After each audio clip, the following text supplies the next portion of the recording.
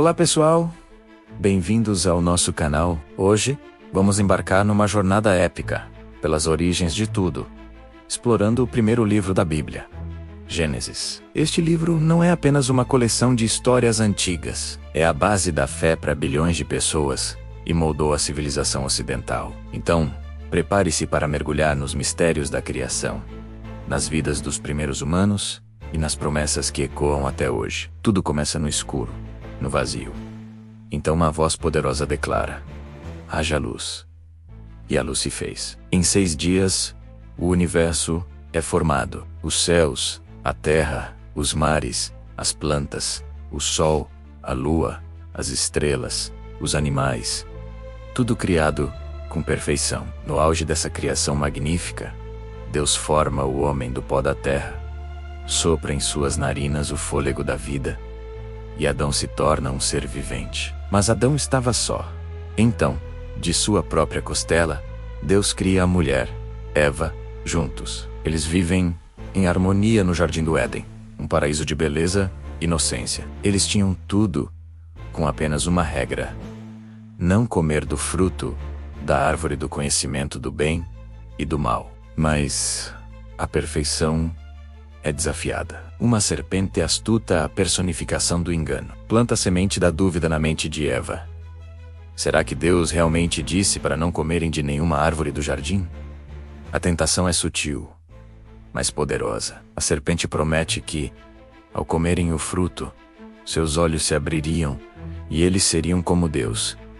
Eva cede, come o fruto e o oferece a Adão, que também come. Naquele momento, a inocência se quebra. Eles percebem sua nudez e sentem vergonha. A conexão pura que tinham com seu Criador é rompida pela desobediência. Quando Deus os confronta, eles culpam um ao outro e culpam a serpente. As consequências são imediatas e severas. A serpente é amaldiçoada, a mulher sentirá dor no parto e o homem terá que trabalhar arduamente para tirar o sustento da terra. E a consequência final: a expulsão do Jardim do Éden, o acesso à árvore da vida é bloqueado. E a humanidade agora enfrenta um mundo de dificuldades, trabalho e mortalidade. A queda não foi apenas um evento, foi uma mudança fundamental na condição humana. Fora do paraíso, a vida continua, mas agora marcada pela dor. Adão e Eva têm 2 filhos, Caim e Abel. Caim é agricultor, e Abel, pastor de ovelhas. Chega o dia de oferecerem sacrifícios a Deus.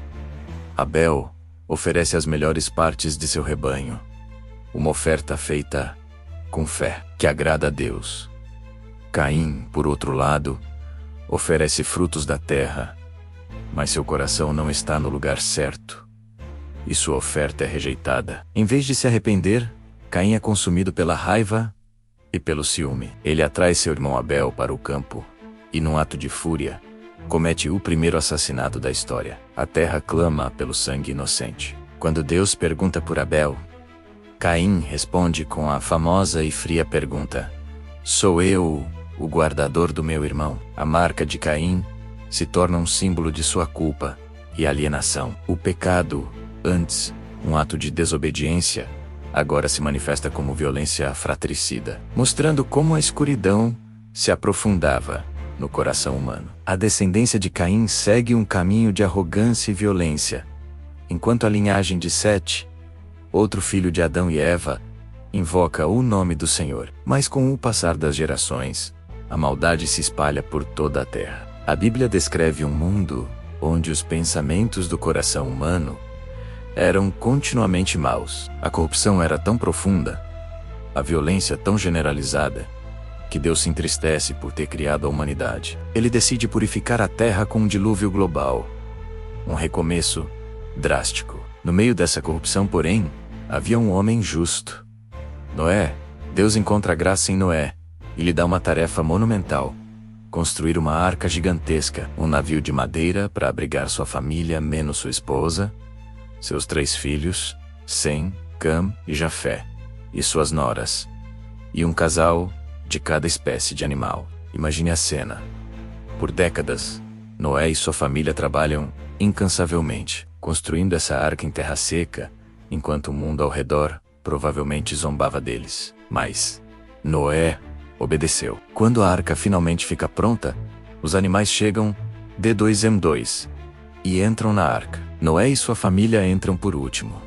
E Deus mesmo fecha a porta. Então, as comportas do céu se abrem e as fontes do abismo jorram. Chove por 40 dias e 40 noites. As águas sobem, cobrindo as planícies, as colinas e, finalmente, as montanhas mais altas. Tudo que tinha fôlego de vida na terra perece. Apenas a arca flutuando, segura sobre as águas, sobrevive, um símbolo da salvação em meio ao juízo. Por meses, a arca flutua sobre um mundo submerso.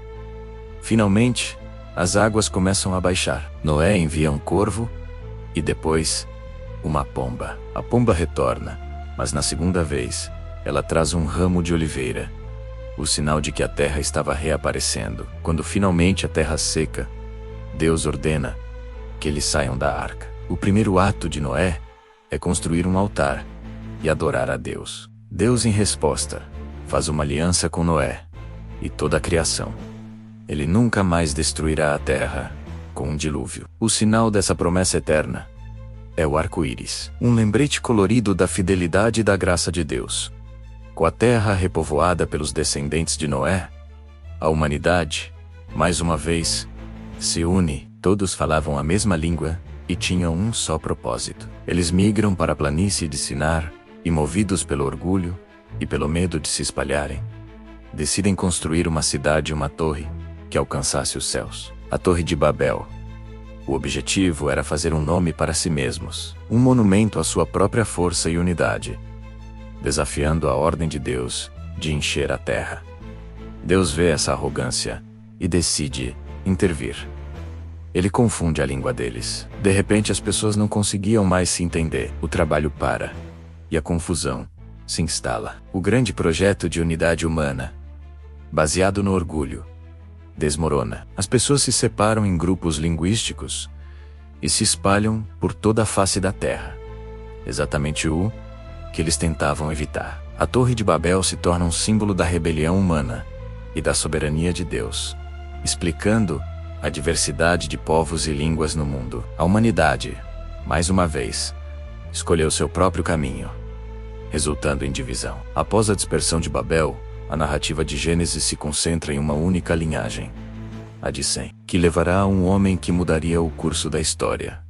Abrão, que mais tarde seria chamado de Abraão. Ele vivia em Ur dos Caldeus, uma cidade pagã sofisticada. Um dia, Deus o chama com uma instrução radical: saia da sua terra, do meio dos seus parentes e da casa de seu pai, e vá para a terra que eu lhe mostrarei. Junto com essa ordem, vem uma promessa extraordinária. Deus promete fazer de Abrão uma grande nação, abençoá-lo, engrandecer seu nome e, através dele, abençoar todas as famílias da terra.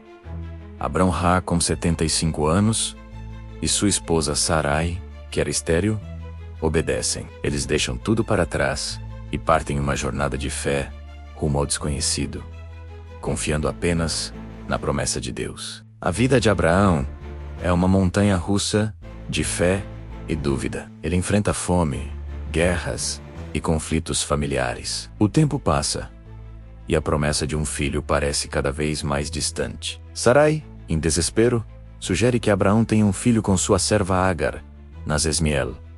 Mas este não era o filho da promessa. Anos depois, quando Abraão tem 100 anos e Sara 90, Deus reafirma a promessa. E contra todas as probabilidades, Sara concebe e dá à luz um filho, Isaque. O riso de incredulidade se transforma em riso de alegria. Isaque é o filho milagroso, a prova viva da fidelidade de Deus. Mas a fé de Abraão seria testada de uma forma extrema. Deus lhe pede o impensável: leve seu filho, seu único filho, Isaque, a quem você ama, e sacrifique-o como holocausto. Imagine a agonia de Abraão. Mesmo assim, ele obedece. Ele viaja por 3 dias até o Monte Moriá. No último momento, quando Abraão levanta a faca, um anjo do Senhor o impede. Deus provê um carneiro para o sacrifício. Esse teste supremo revela a profundidade da fé de Abraão, que estava disposto a entregar seu bem mais precioso, confiando que Deus poderia até mesmo ressuscitar Isaque. Por causa de sua obediência, Deus reafirma sua aliança com bênçãos ainda maiores. A história da promessa continua com um filho de Abraão, Isaque. Eli se casar com Rebecau, que como Sara, era estéril. Isaque ora, e Deus abre o ventre de Rebeca, que dá à luz gêmeos, Esaú e Jacó. Desde o ventre, eles já lutavam. Esaú nasce primeiro ruivo e peludo, um caçador habilidoso, o favorito de seu pai. Jacó nasce em seguida, segurando o calcanhar de seu irmão, um homem quieto, que gostava de ficar nas tendas, o favorito de sua mãe. A rivalidade entre eles define suas vidas. Um dia, Esaú volta faminto da caça, e por um prato de lentilhas, vende seu direito de primogenitura, o direito à herança dupla, para Jacó mais tarde. Com a ajuda de sua mãe, Jacó engana seu pai, Isaque, que já estava velho e cego, e rouba a bênção que pertencia a Esaú. A fúria de Esaú é tão grande que Jacó precisa fugir para salvar sua vida. Na sua fuga, Jacó tem um sonho poderoso em Betel. Ele vê uma escada que liga a terra ao céu, com anjos subindo e descendo. No topo está o Senhor, que reafirma a aliança feita com Abraão e Isaque, prometendo a Jacó a terra, descendentes numerosos e sua presença constante. Jacó chega à terra de seus parentes e se apaixona por Raquel. Ele trabalha 7 anos para seu tio Labão para se casar com ela, mas é enganado e acaba se casando com a irmã mais velha. Lia. Ele então trabalha mais 7 anos por Raquel. Com suas 2 esposas e suas servas, Jacó tem 12 filhos, que se tornariam os pais das 12 tribos de Israel. Após 20 anos, Jacó decide voltar para sua terra. O momento mais tenso é o reencontro com Esaú. Na noite anterior, Jacó luta com um homem misterioso até o amanhecer. Ele se recusa a soltá-lo até ser abençoado. O homem muda o nome de Jacó para Israel, que significa aquele que luta com Deus. O reencontro com Esaú, para sua surpresa, é de perdão e reconciliação. A saga da família continua com os 12 filhos de Israel, mas a narrativa agora se foca em um deles, José.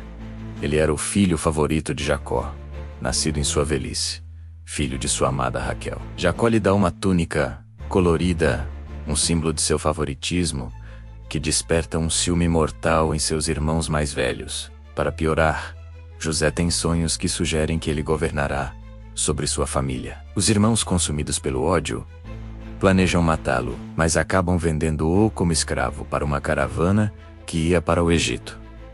Eles mancham a túnica de José com sangue de animal e a levam ao pai, fazendo-o acreditar que seu filho amado foi morto por uma fera. Jacó fica inconsolável, vivendo décadas de luto. Enquanto isso, no Egito, a jornada de José é uma incrível história de superação e providência divina. No Egito, José é comprado por Potifar, o capitão da guarda do faraó. Apesar de ser um escravo, Deus está com José, e tudo o que ele faz prospera. Ele ganha a confiança de seu mestre e se torna o administrador de toda a sua casa. No entanto, a esposa de Potifar tenta seduzi-lo. José, fiel a Deus e a seu mestre, recusa e foge. Em vingança, ela o acusa falsamente de tentativa de abuso, e José é lançado na prisão. Mesmo na prisão, a presença de Deus continua com ele. José ganha a confiança do carcereiro e interpreta os sonhos de 2 outros prisioneiros, o padeiro e o copeiro do faraó. Suas interpretações se cumprem, mas o copeiro, uma vez liberto, se esquece de José. 2 anos se passam. Então, o faraó tem sonhos perturbadores, que ninguém, no Egito, consegue interpretar. O copeiro finalmente se lembra de José. Trazido da prisão, José, com sabedoria divina, interpreta os sonhos do faraó, 7 anos de fartura seriam seguidos por 7 anos de fome severa. Ele aconselha o faraó a armazenar grãos durante os anos bons. Impressionado, o faraó coloca José como o segundo homem mais poderoso de todo o Egito, responsável por administrar a nação. Quando a fome chega, ela atinge não apenas o Egito, mas também Canaã, onde a família de José vivia. Desesperado por comida, Jacó envia seus 10 filhos mais velhos ao Egito para comprar grãos. Eles chegam e se curvam diante do governador egípcio, sem reconhecer que era seu irmão José.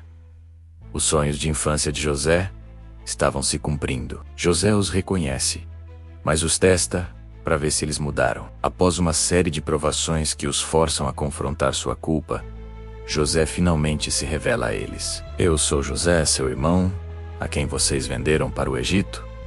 Mas não se aflijam, pois foi para preservar a vida que Deus me enviou à frente de vocês. É um momento de choque, medo e, finalmente, de um perdão profundo. O mal que eles fizeram, Deus transformou em bem, para salvar muitas vidas. José manda buscar seu pai, Jacó, e toda a família. O reencontro entre Jacó e seu filho, que ele pensava estar morto, é um dos momentos mais emocionantes da Bíblia. O faraó acolhe a família de Israel e lhes dá a melhor terra do Egito, a terra de Gósen, para viverem. Assim, a família de Abraão, Isaque e Jacó se estabelece no Egito. O livro de Gênesis termina aqui, com o povo de Israel prosperando em uma terra estrangeira, preparando o cenário para a próxima grande história da Bíblia: a escravidão e a libertação.